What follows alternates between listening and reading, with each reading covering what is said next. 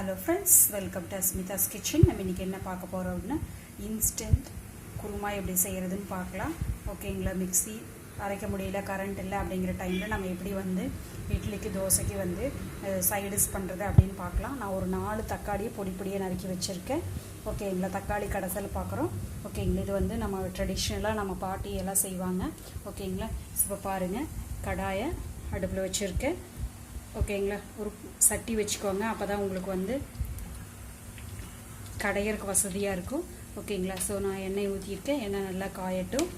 ஓகேங்களா, எண்ணெய் காஞ்சதுக்கப்புறம் எப்பவும் போல் நம்ம வந்து கடுகு ஒரு பிஞ்ச் போட்டுக்கிறோம்.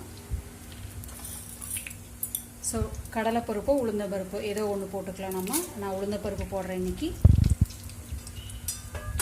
ஸோ இது நல்லா பொரியட்டும். ஸோ நல்லா பொரிய ஆரம்பிச்சிருச்சு. ஓகேங்களா, நம்ம வந்து பெரிய வெங்காயத்தை பொடியாக நறுக்கி வச்சுருக்கேன். ஓகேங்களா, ஸோ அதே மாதிரி 5 மிளகா வரமிளகாய் எடுத்துருக்கேன். ஓகேங்களா, ஸோ வரமிளகாயை நான் உள்ளே போடுறேன். 5 வரமிளகாயை கட் பண்ணி வச்சுருக்கேன். இஞ்சி வந்து ஒரு 4 பல்லு நான் பொடியாக நறுக்கி வச்சுருக்கேன். இஞ்சி வந்து பூண்டு வந்து ஆப்ஷன் தான்.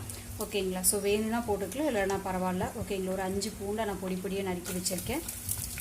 ஸோ அதே மாதிரி வெங்காயம் வந்து பாருங்கள், நான் பொடியாக பெரிய வெங்காயம் ஒரு பெரிய வெங்காயம் நறுக்கி வச்சுருக்கேன். ஸோ சின்ன வெங்காயம் போடுறவங்களும் போடலாம், நல்லது தான். ஓகேங்களா, ஸோ நான் ஒரு பெரிய வெங்காயம் எடுத்திருக்கேன். ஏன்னா வெங்காயம் தக்காளி இதில் தான் நம்மளுக்கு கிரேவி ரெடி ஆகுது. அப்படிங்கிறதுனால ஒரு பெரிய வெங்காயத்தை பொடியாக கட் பண்ணி வச்சுருக்கேன். ஸோ நல்லா கலக்கி விடுங்க. ஓகேங்களா, ஒரு 1 மினிட் வந்ததுக்கப்புறம் நம்ம வந்து தக்காளியும் சேர்த்து போட்டுக்கலாம். பொடியாக நறுக்கின தக்காளி 4-5 தக்காளி எடுத்திருக்கேன். ஓகேங்களா, இப்போ ஃப்ளேம் அதிகம் பண்ணிக்கலாம்.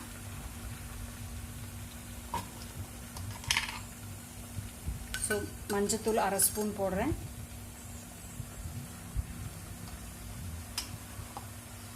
ஸோ காரத்துக்கு மிளகாயே போகுது.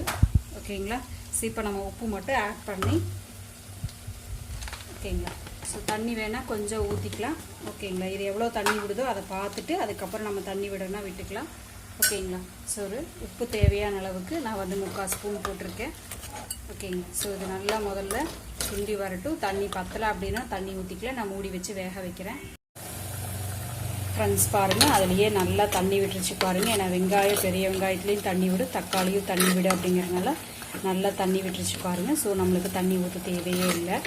ஓகேங்களா, ஸோ இது கூட நீங்கள் தேங்காய் பூ போடணும்னா போட்டுக்கலாம், ஆப்ஷன் தான். ஓகேங்களா, ஸோ நான் தேங்காய் பூ போடலை. ஓகேங்களா, கருவேப்பில் போட்டுறேன். நான் கருவேப்பில் கொஞ்சம் அதிகமாக தான் சேர்த்துவேன். ஓகேங்களா, ஸோ நீங்கள் கம்மி பண்ணுறதுனா பண்ணிக்கோங்க. இந்த சாறு நல்லது இல்லையா, குழந்தைங்க அதை ஒதுக்கி வச்சாலும் அதோட சாறு நம்மளுக்கு கிடைக்கும். அப்படிங்கிறதுனால நான் சேர்த்திக்கிறேன். இது நல்லா வந்து உங்களுக்கு கடையிற பதத்துக்கு நல்லா வெந்து கிடைக்கணும். ஓகேங்களா, ஸோ இன்னும் கொஞ்சம் நேரம் நம்ம மூடி வச்சிடலாம். ஸோ உப்பு பத்தலை அப்படின்னா உப்பு ஆட் பண்ணிக்கலாம்.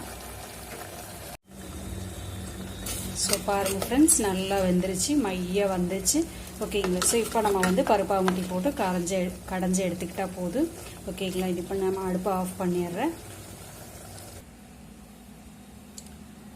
ஸோ பாருங்கள், இப்போ இந்த மாதிரி 2 கால்லையும் நெட்டிட்டு, ஓகேங்களா, இங்கே ஒரு கை மேலே ஒரு கையும் கீழே ஒரு கையும் பிடிச்சி இப்படி நல்லா கரையணும். கொஞ்சம் சூடாக இருக்குது, அதனால் வந்து இது கொஞ்சம் வாய் அகலமாக இருக்கிறதுனால தெரிக்கும். அதனால் வந்து உங்களுக்கு வாய் கொஞ்சம் புளியாக்கிற பாத்திரமாக இருந்துச்சுன்னா நல்லாயிருக்கும். ஓகேங்களா, நல்லா இப்படி வந்து மசிச்சு விட்டிங்கன்னா, ஓகேங்களா, ஸோ மிக்ஸி இல்லாமையே நீங்கள் வந்து கிரேவி ரெடி பண்ணிடலாம். இட்லி தோசைக்கு சூப்பராக இருக்கும், செஞ்சு பாருங்கள். இது வந்து தக்காளி கடசல் அப்படின்னு சொல்லுவோம் கிராமத்தில். ஓகேங்களா, ஸோ செஞ்சு பார்த்துட்டு எப்படி இருக்குது டேஸ்ட்டுன்னு சொல்லுங்கள். நல்லா மைய கடைஞ்சிக்கோங்க, பேஸ்ட் மாதிரியே வரும். சுட சுட கடையும் போது தான் உங்களுக்கு அந்த பேஸ்ட் மாதிரி வரும், அதையும் சொல்லிடுறேன்.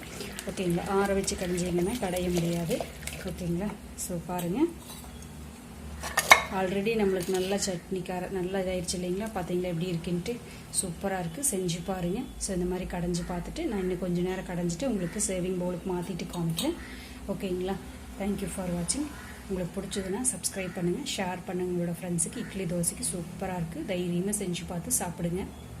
கமெண்ட் பாக்ஸில் கமெண்ட் பண்ணுங்கள் செஞ்சு பார்த்துட்டு. ஸோ பாருங்கள், இந்த மாதிரி இருக்கும், செஞ்சு பார்த்து சாப்பிட்டு கமெண்ட் பாக்ஸில் கமெண்ட் பண்ணுங்கள். தேங்க்யூ.